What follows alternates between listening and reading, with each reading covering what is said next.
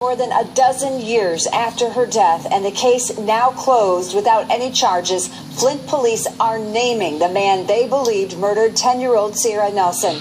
Up until now, investigators have only said their suspect was dead. ABC 12's Lori DeGavito is in the newsroom now with more on a story you will see only on ABC 12. Lori? Hi, Angie. Well, the man Flint police are pointing to was found dead in a deer blind in Shiawassee County March 3rd after a 7-hour standoff with authorities there suspected in a Lansing area bank robbery earlier that afternoon.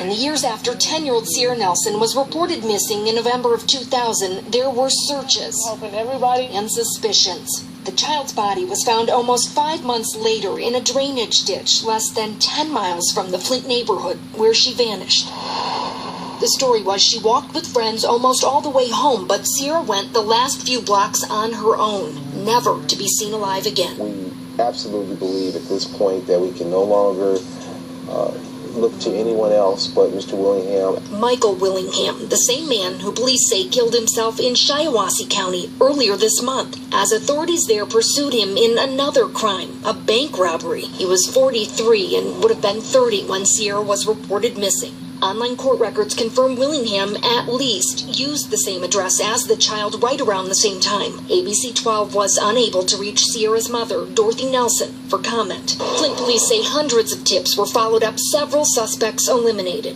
but he never could be. They left him on the island by himself. Because of the condition of Sierra's body, there was no DNA evidence available, and her cause of death is undetermined, according to police. It is ruled a homicide. Willingham's father declined comment, but says he is aware police suspect his son murdered Sierra.